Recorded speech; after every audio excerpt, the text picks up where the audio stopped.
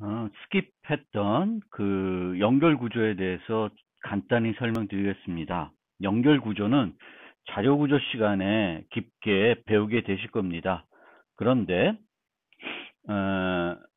그 동쪽 할당을 설명드리면서 연결 구조를 설명 안 하고 넘어가는 것은 조금 어색한 측면이 있어서 좀 설명을 드리겠습니다. 우리가 동쪽 할당을 사용하는 세 가지 경우를 제가 소개했었는데 그 중에 하나가 동쪽 자료 구조의 구현입니다. 동쪽 자료 구조를 구현하는 대표적인 방법 중 하나가 연결 구조입니다. 또 하나는 동쪽 배열 기법을 사용하는 거예요. 동쪽 배열 기법을 먼저 간단히 소개하면은 우리가 자료 구조라는 것이 뭐냐면은 복합 타입이에요. 즉 데이터를 하나 유지하는 것이 아니라 여러 개를 유지하는 겁니다. 그런데 이 데이터를 여러 개를 유지할 때 우리가 내부적으로 활용할 수 있는 것은 배열입니다. 그런데 자료 구조는 데이터를 우리가 계속 집어넣을 수 있어야 돼요. 하지만 배열을 사용하게 되면은 용량이 생성할 때 고정이 되기 때문에 일정한 데이터를 삽입하고 나면 더 이상 삽입을 못하게 됩니다. 그래서 일반적인 자동 배열을 사용하는 것이 아니라 동적 배열을 사용해 가지고 자료 구조를 만들게 됩니다. 그래서 처음에 5개를 확보했어요. 배열을. 그런데 데이터를 5개 다 집어넣습니다. 그리고 그 다음에 또 하나를 집어넣으려고 보면 집어넣을 수가 없죠. 이때 어떻게 되냐면은 동적 배열 기법에서는 10개짜리 배열을 만들어 가지고 요 데이터를 복사를 해줍니다. 그 다음에 요 데이터를 여기에다가 집어넣게 돼요. 그렇게 하면 계속 우리가 끊임없이 add라는 또는 insert라는 연산자를 이용해서 데이터를 그 자료 구조에 계속 집어넣을 수 있습니다. 그러면 집어넣을 때마다 이제 더 이상 배열 공간이 이제 다 사용을 해가지고 더 이상 추가를 못하면 또 2배 확보해가지고 복사하고 계속 추가를 허용하는 방법이 되겠습니다. 그런데 이 기법은 한 가지 단점은 요 늘릴 때마다 비용이 제법 소요됩니다. 왜냐하면 새 공간을 확보해야 되죠. 기존 공간에 있던 데이터를 복사해야 돼요. 그 다음에 기존 공간을 반납해 줘야 됩니다. 이 비용이 계속적으로 발생하기 때문에 문제가 좀 있죠. 그래서 이 방법 말고 또 하나 사용하는 방법이 바로 연결 구조라고 하는 겁니다. 연결 구조는 배열과 달리 우리가 미리 공간을 막 확보해서 사용하는 것이 아니라 필요할 때마다 공간을 하나씩 확보해서 사용하는 거예요.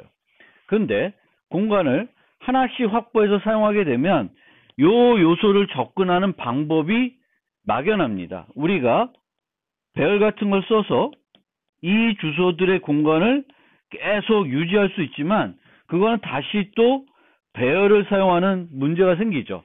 그래서 이렇게 하는 것이 아니라 매번 필요할 때마다 공간을 확보하는데 이들을 연결시켜 놓는 거예요. 연결시키면은 우리는 어떤 주소만 유지하면 되냐면 모든 애들의 주소를 유지하는 것이 아니라 맨 첫 번째 요소만 유지하면 됩니다. 요 주소를 헤드라 그래요. 연결 구조의 머리, 시작. 그래서 헤드 주소 하나만 유지하면은 우리가 이 데이터들을 접근할 수 있습니다. 마치 배열에서 첫 번째 주소를 알면 이 데이터들을 접근할 수 있듯이 연결 구조에서도 이 헤드 정보가 있으면 접근할 수 있어요. 그럼 이렇게 하는 것과 이렇게 하는 차이는 얘는 임의 접근을 제공합니다. 그런데 얘는 순차 접근밖에는 안 돼요. 가서 얘를 간 다음에 그 다음에 요 링크를 따라서 두 번째 가고 계속 요 따라가야 돼요. 주소를 이용해서 따라가야 됩니다. 그러니까 얘를 접근할 때 걸리는 시간과 얘를 접근할 때 걸리는 시간이 다르다는 거예요. 그게 연결 구조의 단점입니다. 하지만 사용하는 공간 중에 낭비되는 공간은 전혀 없습니다. 물론 이제 요 연결을 하기 위해서 요 데이터를 위해서 필요한 공간만 확보하는 것이 아니라 다음 데이터를 가리킬 주소까지 필요해요. 그래서 이런 노드라는 개념을 씁니다. 그래서 이 노드는 데이터와 다음 연결을 위한 주소를 갖고 있어야 됩니다.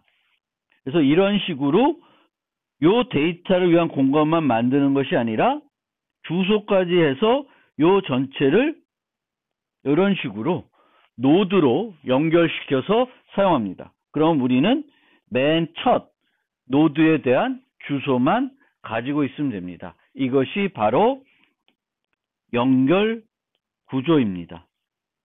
그래서 연결 구조를 만약 우리가 구현하게 되면은 그 노드를 나타내 자료 구조가 필요해요. 그 구조체가 하나 필요합니다. 그래서 이 경우에는 정수를 저장하는 건데 이 정수만 저장하는 공간이 필요한 것이 아니라 다음 노드를 가리킬 주소가 필요하고 다음 노드를 가리킬 주소는 포인터가 됩니다. 그래서 이런 식으로 데이터가 돼요. 이런 자료 구조를 우리가 사용하게 됩니다. 그러면 이 애들을 한번 생각을 해볼게요. 요 데이터를 연결 구조에 저장하려고 그러고 헤드라는 정보를 갖고 있습니다. 처음에는 빈 상태죠. 그러면은 새 공간을 확보해야 돼요. 노드를 하나 만들어서 확보해야 되겠고 여기에 데이터를 추가합니다. 예를 들면은 죄송합니다. add 5, add 3 이런 식으로 우리가 진행을 한다. 그러면 처음에 5를 요 공간을 확보해서 5를 만들고 헤드가 얘를 가리키게 합니다. 그 다음에 3을 집어넣게 되면 배열에서는 우리가 데이터를 집어넣을 때 데이터들이 이렇게 들어가 있으면 요 다음에 넣어요. 맨 뒤에다 넣는 것이 가장 효과적입니다. 중간에 넣으려고 그러거나 맨 앞에 넣으려면 기존 애들을 이동시켜야 돼요. 비용이 많이 들죠. 그래서 배열에서는 항상 데이터를 집어넣을 때 맨 뒤에다 집어넣고 중간에 비지를 않고 집어넣습니다. 그런데 연결 구조에서는 만약 이런 식으로 계속 데이터가 있으면 맨 끝까지 가서 집어넣으려고 그러면 시간이 소요됩니다. 그럼 어디다 넣어요? 맨 앞에다 넣는 거예요. 새로운 데이터를 만들고 이 데이터가 헤드를 가리키게 하고 헤드가 새로운 데이터를 가리키게 하면 됩니다. 그래서 이런 방법으로 연결 구조에서는 맨 앞에다 데이터를 넣는 것이 가장 효율적이고 배열을 만약 사용한다 그러면 맨 뒤에다 넣는 것이 효율적입니다. 그래서 이런 것들의 원리 그리고 언제 연결 구조를 사용하고 언제 배열을 사용하는 것이 효과적인지를 이제 자료 구조 시간에 배우게 됩니다. 그러면 요 코드를 간단히 제가 한번 여기다가 작성을 해보면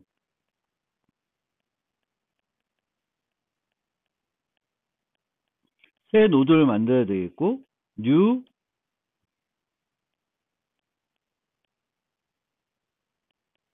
이렇게 새로운 노드를 만들면 되겠습니다. 그 다음에 new 노드에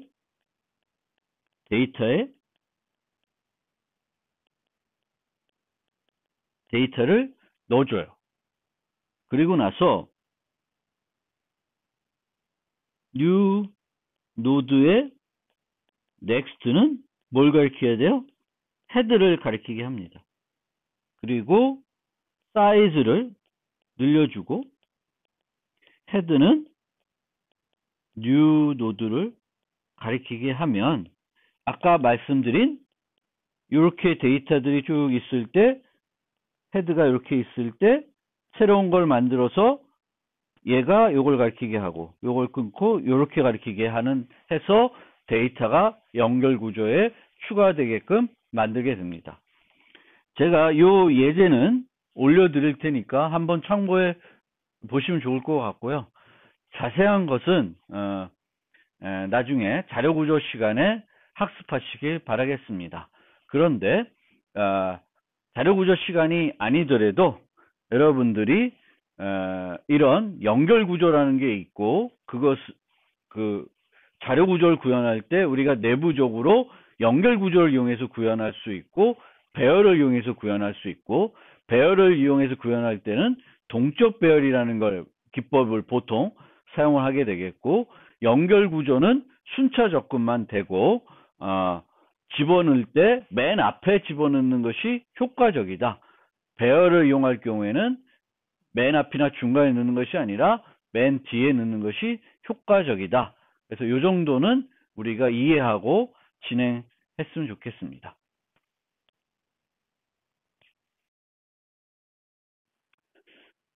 이제 지금부터는 참조에 대해서, 참조 변수에 대해서 설명드리겠습니다.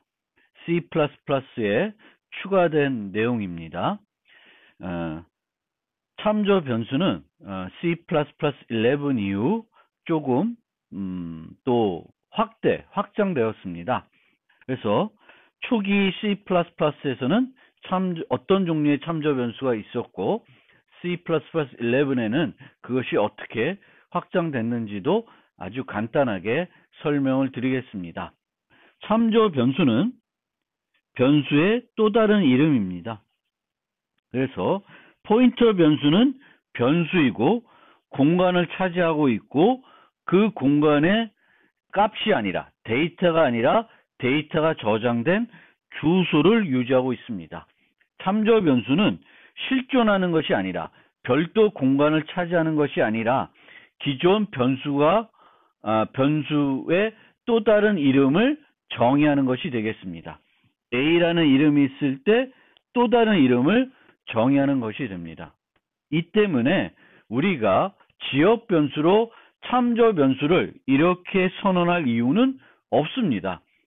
A를 사용해도 충분히 가능하기 때문에 굳이 C라는 이름을 또 붙여가지고 사용할 이유는 별로 없습니다. 그래서 변수의 또 다른 이름이고요. 특징은 그 자체는 실존하는 것이 아닙니다. 별도 주소를 가지지 않습니다. C의 주소를 만약 우리가 요구를 하게 되면 이 주소는 A의 주소와 동일합니다. 이 때문에 이제 실존하는 것이 아니다라고 합니다. 참조 변수는 별도 주소 값을 가지지 않습니다. 두 번째 특징으로는 선언과 동시에 초기화되어야 돼요.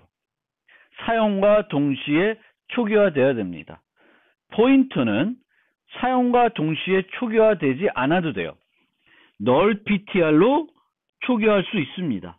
그런데 참조는 그런 것은 없습니다.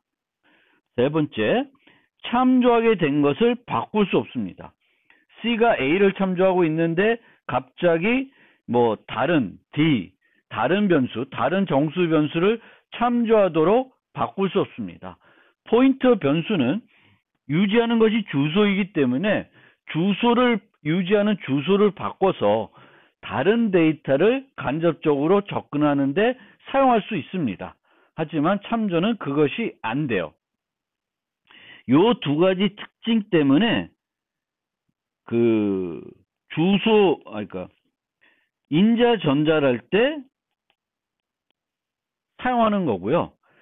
이 특징 때문에 그 주소 전달보다는 참조 전달을 C++에서는 선호하는 이유가 되겠습니다. 선언과 동시에 초기화되고 참조된 것을 바꿀 수 없다. 뭔가 강건성이 더 높다는 측면으로 우리가 이해하시면 되겠습니다. 요거에 대해서는 좀 이따 다시 한번 설명을 드리겠습니다. 사용할 때는 원래 변수를 이용하는 것과 차이는 없습니다. 그래서 A를 우리가 포인터 변수는 이런 식으로 데이터를 접근할 때 역참조 연산자를 이용해서 데이터를 접근해야 되는데 C는 A의 또 다른 이름이니까 C 이퀄 5 뭐 A 이퀄 C 플러스 2 뭐 이런 식으로 C는 그냥 C로 사용하는 거예요. 정수 변수처럼 참조 변수이지만 그냥 일반 정수 변수하고 사용할 때는 차이가 없습니다. C++11이 되면 R밸류 참조라는 것을 도입하게 됩니다. 그래서 L밸류 참조와 R밸류 참조 두 종류가 존재하게 되겠습니다. R밸류 참조는 이제 두 개를 써서 정의를 하게 됩니다. 하나를 쓰면 L밸류 reference, 두 개를 쓰면 R밸류 reference가 됩니다. 그래서 R밸류라는 거는 L밸류라는 거는 그 이전에 한번 소개했대 locator value, 그래서 주소를 가지는 거예요. 이런 10 이런 건 주소를 안 가지죠. 이건 R밸류예요. 그래서 R밸류 참조는 이런 것도 참조할 수 있습니다. 그래서 참조 변수를 우리가 그전에는 변수의 또 다른 이름이라고 했는데 이제는 R밸류 참조까지 고려하면은 변수의 또 다른 이름이라고 말하기가 조금 어색해집니다. 정확하지 않게 되는 거죠. 그래서 기존 존재하는 값의 다른 이름 이렇게 정의할 수도 있을 것 같습니다. 그러니까 L밸류 참조와 R밸류 참조를 같이 뭔가 그 의미를 설명하기 위해서는 참조 변수는 기존에 존재하는 값의 다른 이름이다. 이렇게 얘기할 수도 있을 것 같습니다. 근데 뭐 이것도 그렇게 꼭 정확한 거라고 말하기도 좀 어색한 측면이 있습니다. 근데 어쨌든 C++11이 돼서는 요 두 개로 나눠져 있고 R밸류 참조가 뭔지는 뒤에 조금 설명드리고 보다 자세한 거는 12장, 13장 가서 설명을 해드리겠습니다. 그러면 왜 C++에서 참조 변수를 도입했나? 도입한 이유가 뭘까? 한번 제가 추측을 해보면 객체 지향에서는 객체를 주로 사용하는 것이 객체이고요. 이 객체는 우리가 구조체 변수로 생각하시면 돼요. 할당되어 있는 공간이라는 측면에 보면은 다양한 데이터들을 유지하고 있습니다. 뭐 struct person이다. 그러면은 여기에 이름, 나이, 뭐 주소 이런 정보들이 있는 거고 이런 정보들을 가지고 있겠죠. 구조체가.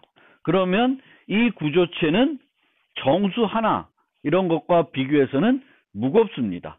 그리고 이런 무거운 것을 우리가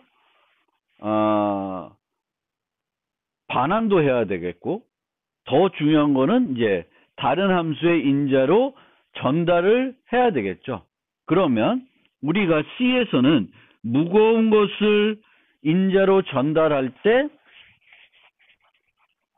그 효율성을 높이기 위해서 주소 전달 방법을 사용했습니다.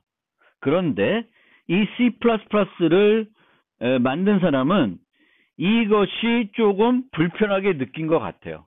그래서 주소 전달 대신에 다른 방법으로 전달을, 똑같은 효과를 얻지만 다른 방법으로 전달하는 방법을 만들면 좋을 것 같다 해서 도입한 것이 참조 변수가 아닐까 생각합니다. 그래서 우리는 이제는 주소 전달이 아니라 참조 전달을 할 수가 있습니다.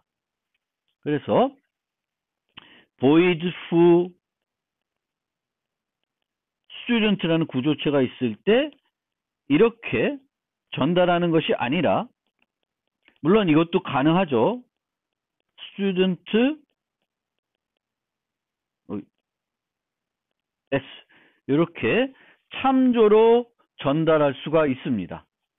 그래서 이렇게 하는 것을 참조 전달, 이렇게 하는 것을 주소 전달이라고 합니다. 그러면 student s라고 하는 지역 변수가 있을 때 foo에다가 주소 전달을 전달하면은 이렇게 전달을 해야 되고요. 여기다가 전달하려면 foo s 이런 식으로 하면 돼요.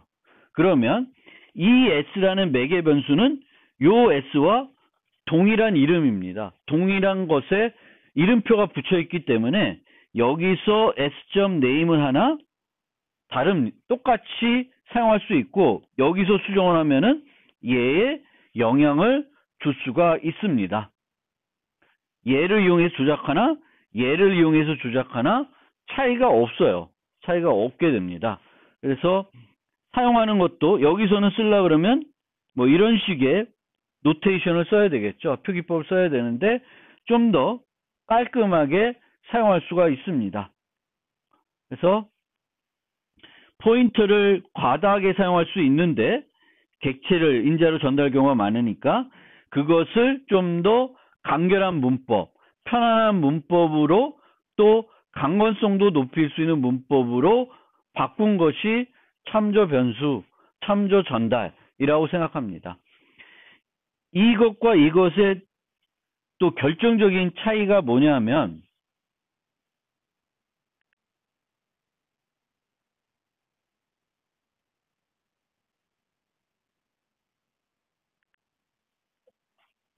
이 경우에는 null ptr이 전달될 수 있습니다. 포인터 변수는 유효하지 않은 주소를 가질 수 있습니다. 그래서 실질적으로 엉뚱한 데이터가, 엉뚱하기보다는 엉뚱한 건 전달할 경우는 드물 거고요. null ptr이 전달될 수도 있습니다. 그러면 여기서 항상 또 if s doesn't equal null ptr이면 뭔가 하는 프로그램을 짜야 돼요. 그런데 참조 변수는 null ptr라는 개념이 없어요.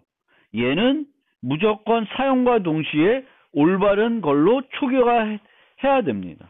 따라서 얘는 그냥 쓰면 돼요. 절대 엉뚱한 이상한 것을 참조할 이유가 없습니다. 그럴 경우가 존재하지 않습니다.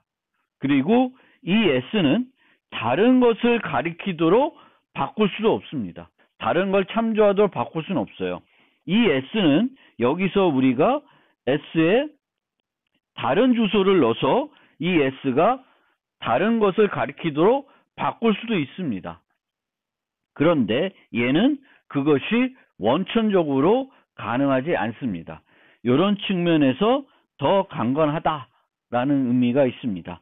요거는 다다음 장에서 함수를 설명드릴 때 한 번 더 설명을 드리겠습니다. 자, 그러면 초기에 C++에서 참조 변수를 도입한 이유를 조금은 이해하셨을 것 같습니다. 그런데 C++11에서는 거기다가 추가적으로 참조 변수를 L-value와 R-value로 구분을 하고 있습니다. 그래서 이 R-value를 도입한 이유는 객체 지향에서는 객체를 이동하는 과정에서 추가적인 최적화가 필요합니다. 좀 더 프로그램의 효율을 높이고 싶었어요. C++를 쭉 만들고 계속 사용하다 보니까 도저히 마음에 안 드는 요소가 있는 거예요. 그 요소를 어떻게든 해결하고 싶었고, 그것을 해결하는 방법으로 L-value라는 참조를 도입하게 되겠고, 복사라는 개념 대신에 이동이라는 개념, 또 여러 가지 복잡한 개념들을 이제 도입하게 됩니다. 효율성을 높이기 위해서.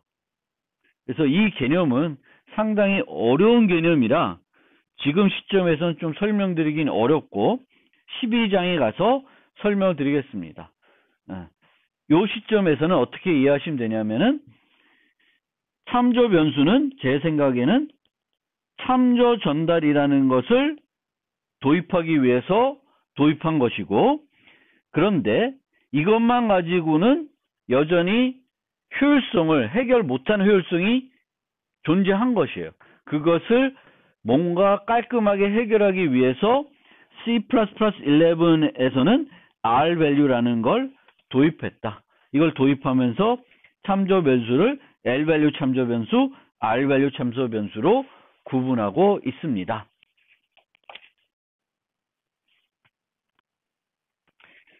문법을 L-value와 R-value의 문법을 간단히 설명을 드려보겠습니다. L-value 참조 변수는 지금까지 계속 설명한 것처럼 요거를 하나 사용해서 선언합니다. 나중에 R-value는 두 개를 사용하게 되겠습니다. 지역 변수로 참조 변수를 선언할 경우는 거의 없고 주로 참조 전달 방식, 매개 변수를 선언할 때 많이 사용을 합니다. 이런 식으로. 그런데 한 가지 지역 변수로 참조 변수를 선언하는 경우 한 가지 소개를 하면은, 예를 들면은 이런 것이 있어요. 그런데 내가 n의 2를 계속 써야 돼. 두 번째 거를. 그러면은 이렇게 쓰지 않고 int x는 n의 2 이렇게 합니다. 그러면은 n의 2를 참조하는 변수가 x가 됩니다. 그러면 앞으로는 이렇게 사용하지 않고 x equal 0, a는 x 플러스 c 이런 식으로 x를 n의 2 대신에 사용할 수 있습니다. structure student s 이런 게 있는데, 제가 여기에 age가 있으면 int a는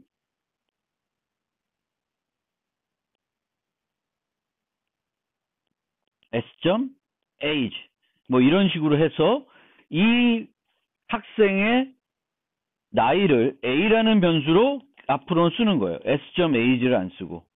그렇게 프로그래밍하는 경우는 이제 제가 좀 봤어요. 그러니까 코드들 봤을 때.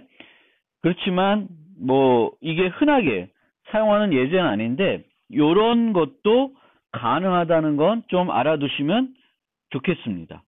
그러니까 어떤 값이 있는데 그 값을 접근하는 것이 간결하지가 못해요. 작성하다 보면 좀 길거나 간결하지 못해요. 그러면 그 데이터를 단순한 변수로 참조 변수로 참조시켜 놓으면 그 다음부터는 좀 간결한 이름으로 그 데이터를 접근할 수 있습니다. 지역 변수로 참조 변수를 선언할 경우는 거의 없기 때문에 오토를 이용해서 선언할 경우는 더더욱 없습니다. 매개 변수는 오토를 이용해서 선언하지 못하죠.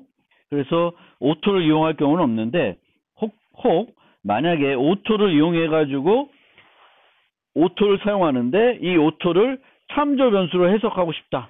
그러면은 요거를 써주셔야 돼요. 오토는 절대 그 자체로는 참조 변수로 해석 만들어주지는 않습니다. 포인터 변수와 참조 변수를 비교해 보면 참조 변수는 실존하는 것이 아니고 참조하는 걸 바꿀 수 없고 널피티라는 개념이 없어요. 포인터는 그 자체가 실존하는 것이며 언제든지 널피티를 유지할 수 있고 가리키는 걸 바꿀 수 있습니다. 요 차이 때문에 주소 전달보다는 참조 전달을 하는 것이 좀 더 강건하게 프로그램할 수 있는 방법이 된다라는 거예요. 같은 기능을 할 수 있을 경우 포인터보다는 참조를 사용하는 것이 바람직한데 그 이유는 참조는 유효하지 않은 것을 가리킬 수 없고요. 문법이 단순합니다. 그런데 이 단순한 거는 단점이라고 얘기하기도 해요. 왜냐하면은 이렇게 사용할 때 얘만 놓고 보면 이 P가 G를 우리가 요걸 안 봤어요. 매개 변수가 어떻게 되는지 모르면 이 P만 보면 이 P가 참조 변수인지 일반 변수인지 구분이 안 됩니다. 원래 참조 변수 사용할 때 일반 변수와 구분이 안 되게끔 사용할 수 있는 거예요. 그냥 다른 이름이니까 에일리아스 뭐 이런 거니까. 그런데 이렇게만 놓고 보면 구분이 안 돼서 그런 문제가 있습니다. 포인트를 쓰면은 확실히 이렇게 써야 되기 때문에 내가 지금 포인터 변수를 쓰고 있구나 이런 거를 알 수 있어요. 명확하게 알 수 있습니다. 그런데 얘는 그게 안 된다라는 측면도 있습니다. 간결해서 좋지만 그 간결하기 때문에 혼동될 수 있다는 단점이 있습니다. 그리고 이제 문법적으로 보면 얘는 요 둘 다, 요 네 개는 다 참조 변수이죠. 참조 변수는 선언과 동시에 그 참조할 것을 지정해 줘야 되는 거, 초기화 해줘야 됩니다. 그런데 이 max는 const 변수입니다. 따라서 이 하나는 L-value reference이기 때문에 이런 변수들을 참조할 수는 있어요. 하지만 const 변수인데 const 참조가 아니라 이렇게 일반 참조 변수로 참조하는 것은 안 됩니다. 우리가 포인터에서는 const int 포인터 p도 있고 int 포인터 const p도 있고 const int 포인터 const p도 있는데 reference에서는 앞에만 있어요. 앞에만 있을 수 있습니다. 얘 자체는 참조한 것을 바꿀 수 없기 때문에 그 자체가 상수 참조다. 우리가 얘를 상수 포인터라 그랬죠. 가리키고 있는 것을 바꿀 수 없는. 얘는 참조 변수는 기본적으로 상수 참조다. 참조하는 것을 바꿀 수 없습니다. 그래서 앞에다 붙임으로써 참조하는 데이터를 바꿀 수 없도록 할 수는 있습니다. 따라서 const한 변수들은 const한 참조로만 참조할 수 있습니다. 그래서 얘는 가능해요. 그리고 요 10은 상수입니다. R value이고 상수 변수와 상수는 또 달라요. 상수 변수는 주소를 가지고 있습니다. 얘는 주소를 안 갖고 있어요. 따라서 얘는 안 돼요. 그런데 const한 참조는 R value를 참조할 수 있습니다. 그래서 얘도 가능해요. 이렇게 하는 이유는 많지 않겠죠. 사용할 이유는 별로 없음.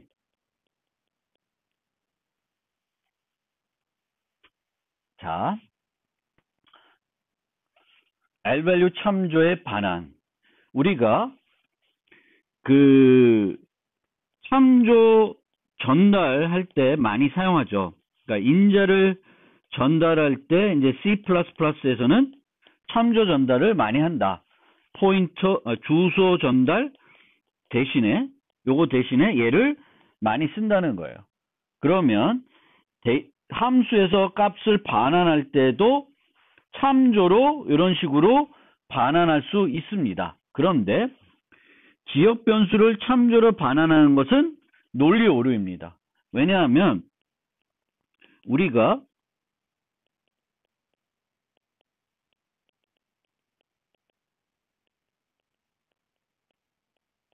이렇게 정수 변수를, 지역 변수를 주소를 반환하는 것은 의미가 없죠. 왜냐하면 후에 호출이 끝나면 이 데이터는 사라지는 데이터예요. 따라서 이런 식으로 참조로 전달하는 것도 같은 이유에서 참조로 반환할 수 없습니다. 반환하는 문법을 썼을 때 문법 오류는 아니에요. 하지만 얘는 논리 오류입니다. 함수가 종료되면 얘는 없어지는 거기 때문에 그것을 참조해봤자 안 됩니다. 그래서 지역 변수를 참조로 반환하는 것은 논리 오류이다. 스태틱 지역 변수나 동적 할등 데이터는 참조로 반환할 수 있지만 스태틱 지역 변수를 반환할 이유는 별로 없어요. 전역 변수도 마찬가지예요. 반환할 이유는 별로 없습니다. 동적 할등 데이터는 참조로 반환할 수 있지만 동적 할당은 우리는 보통 포인터로 반환해요. 그래서 제가 예로는 들어놨어요. 보통은 이런 식으로 새롭게 뉴로 만든 것을 주소로 반환하는 것이 일반적인데 이런 식으로 참조로 반환할 수 있습니다. 근데 참조로 반환했을 때는 반납할 때 주소 연산자를 사용해서 반환해야 돼요. 그래서 이렇게 사용하는 경우는 거의 없다. 불가능한 거 아닌데 없다. 이 방법을 더 많이 쓴다. 그런데 나중에 이제 클래스를 사용하게 되면 이 경우에는 멤버 변수나 객체 자체는 참조로 반환하는 경우가 대단히 많습니다. 왜냐하면은 멤버 변수의 수명은 객체와 같습니다. student s라는 구조체 변수가 있으면은 이 s가 유지하는 이름, 나이, 뭐 이러는 데이터들은 이 s가 유효할 동안은 계속 유효할 수 있습니다. 따라서 객체장이 돼서 s.get name 뭐 이런 것들은 실제 참조로 반환할 수 있다라는 거예요. 그리고 나중에 설명드리겠지만 이런 거를 참조 변수로 반환하면 참조로 받는 것이 가장 효과적입니다. 뭐 이 부분은 8장이 아니고 이거 잘못됐네. 10장 8장에서 맞습니다. 8장에서 설명을 드리겠습니다. 참조 변수에 대한 설명을 마무리하는 차원에서 포인터 변수와 참조 변수를 특히 L-value 참조 변수를 비교해 보겠습니다. 포인터는 가리키고 있는 것을 바꿀 수 있습니다. A의 주소를 유지하다가 B의 주소를 유지할 수 있습니다. 하지만 참조는 선언과 동시에 초기화해야 됩니다. 따라서 참조하는 것을 바꿀 수 없습니다. 이렇게 사용하면은 B를 참조하게끔 만드는 것이 아니라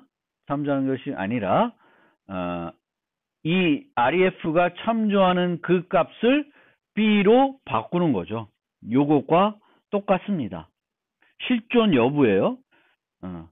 포인터는 그 자체로 공간을 갖고 있고 그것의 주소를 우리가 활용할 수 있습니다. 그래서 이중 포인터라는 것도 있는데 요 경우에는 reference 주소는 별도 것이 아니라 얘가 참조하는 것의 주소가 됩니다. 그래서 이 경우에는 요렇게 쓰고 나서 이렇게 썼으면 요거의 주소는 A의 주소하고 같습니다.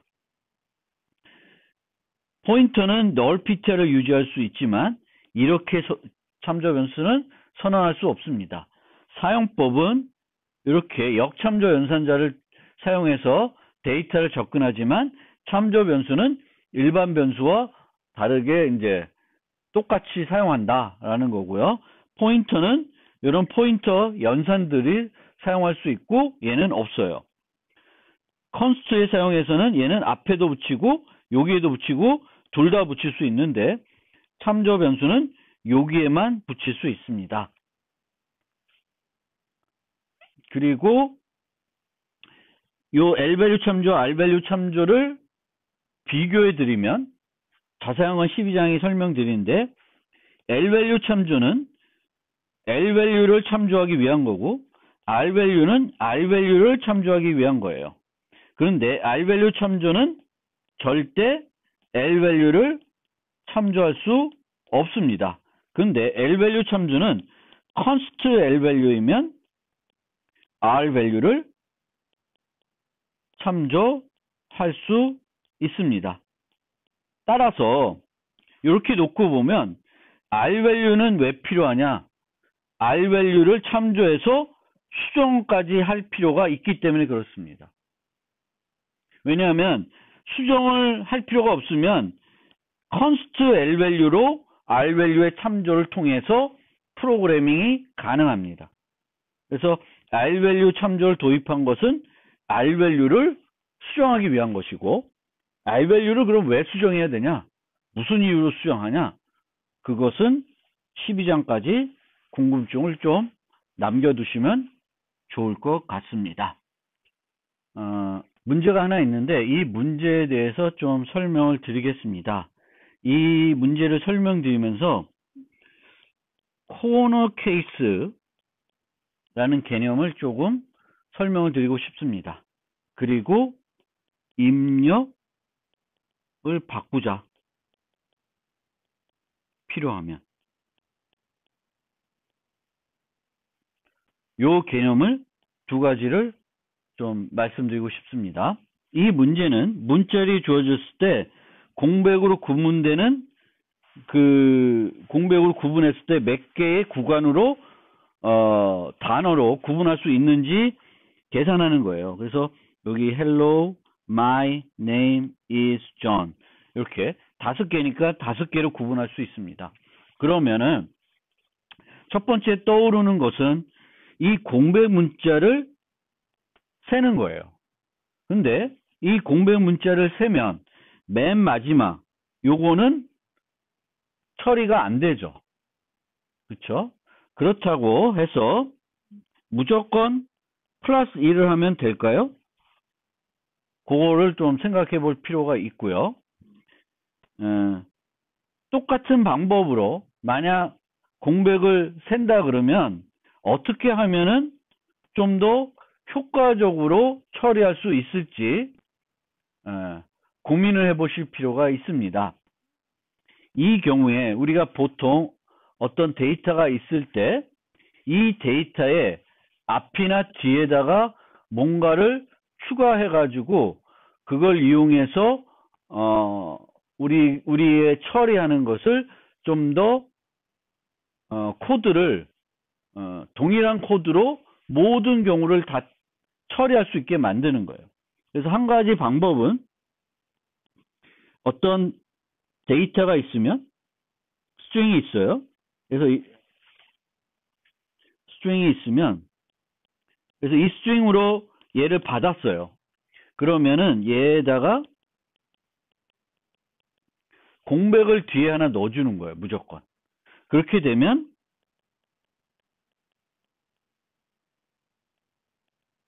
뭐 이런 식으로 여기도 공백, 여기도 공백이 있게 되는 거예요. 그러면은 이제는 공백만 카운트하면은 이 공백, 이것을 계산하는 것이 수월해집니다.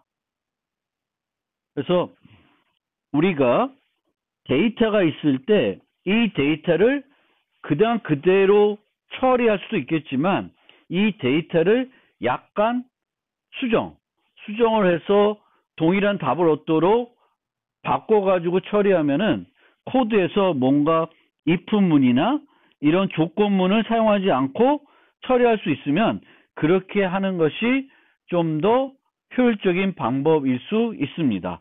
그래서 이 경우에는 그렇게 뒤에다가 뭘 추가를 해가지고 프로세싱 하는 것이 편하고요. 그 다음에